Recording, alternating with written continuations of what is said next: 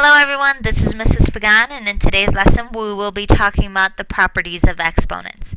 Now before we get into the 7 properties of exponents, let's go ahead and do a quick vocabulary lesson. Let's say that I have 2 to the 6th power.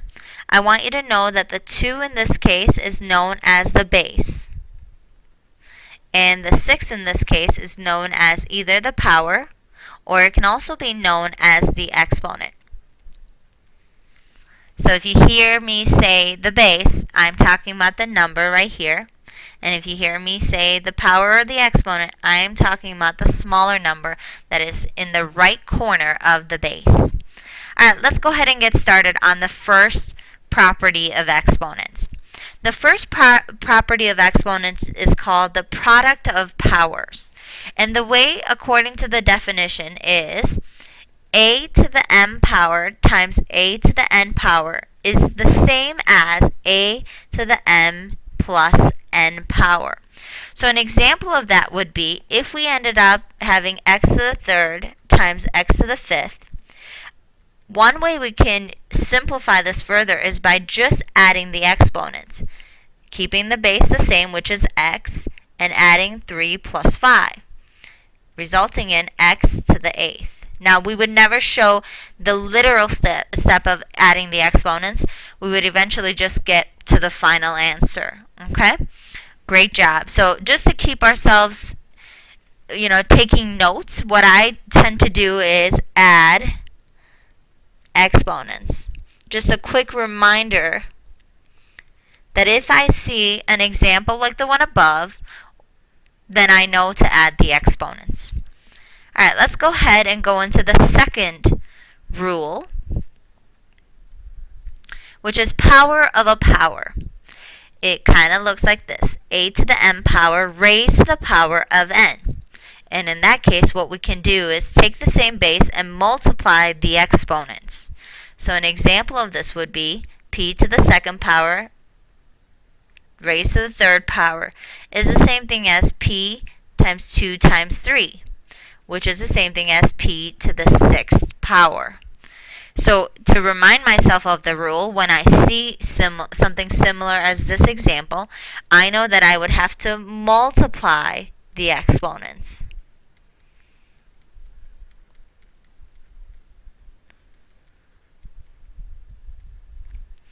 Alright, well done.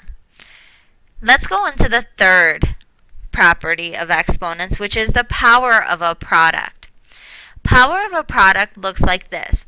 Let's imagine that we have 2 bases, a times b raised to the m power.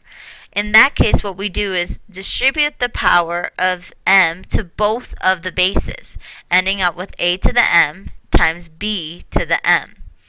An example of this would be if I had j times k raised to the 4th power. What I would want to do and have to do by this property is give the power of 4 to the j, allowing it to be j to the 4th power, and also to the k, allowing it to be k to the 4th power. Since j and k are not the same base, I can't go any further, so I would stop the problem right here. So in problems like these, what we tend to do is distribute the exponent.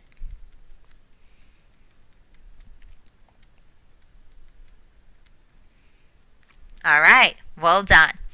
We're almost halfway through, so let's keep going to the 4th property of exponents, which is called a negative exponent.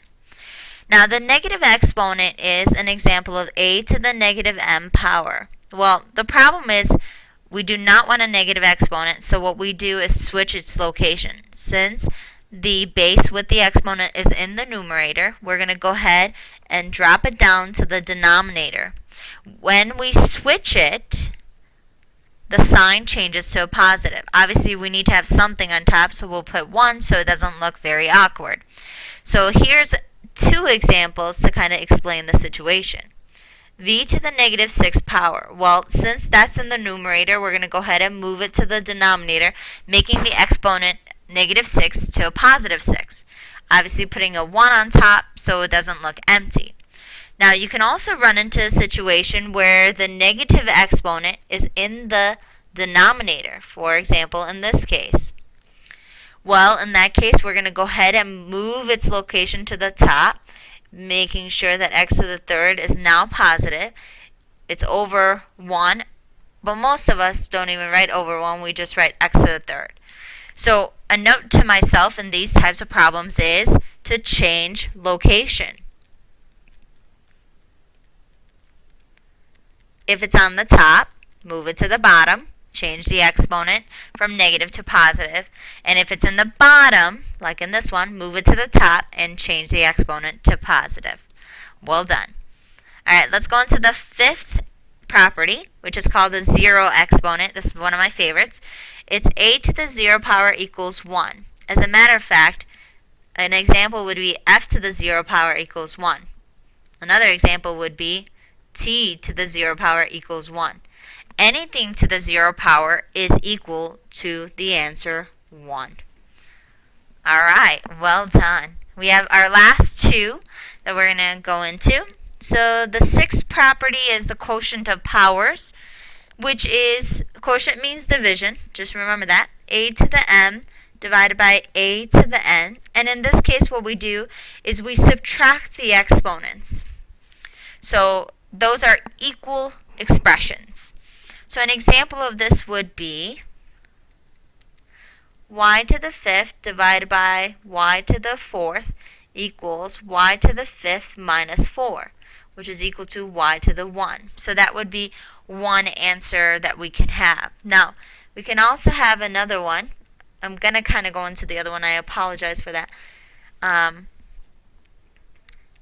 So it would be y to the 9 divided by y to the 11 would be y to the 9 minus 11, which you know to be a negative exponent, and y to the negative 2. Now, remember that we don't like negative exponents, so I would actually continue with this problem if I was simplifying completely. Right now, I'm just kind of showing you how to use the quotient of a power.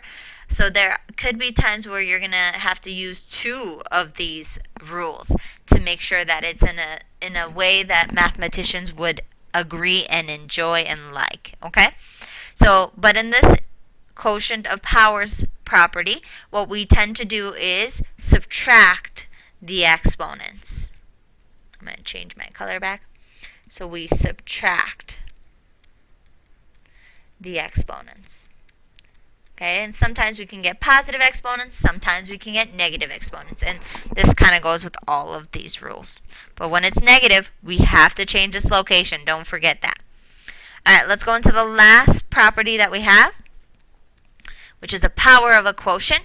And here's what it looks like. We have a base a divided by b raised to the power of m. In that case, we can go ahead and distribute each one with the power a to the m divided by b to the m.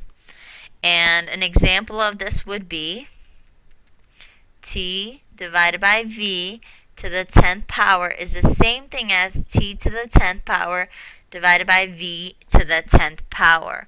And just to keep ourselves writing these small notes, in this case what we did is once again distribute the exponent.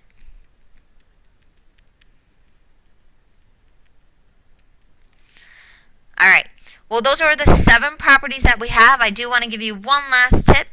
Eventually we're going to be combining these properties, and the only thing that I want you to remember is for an algebraic expression to be simplified, underline that, there are only positive exponents and each variable only appears once. So double check these two things when you're solving problems as we get into harder things. So great job today with the 7 properties of exponents.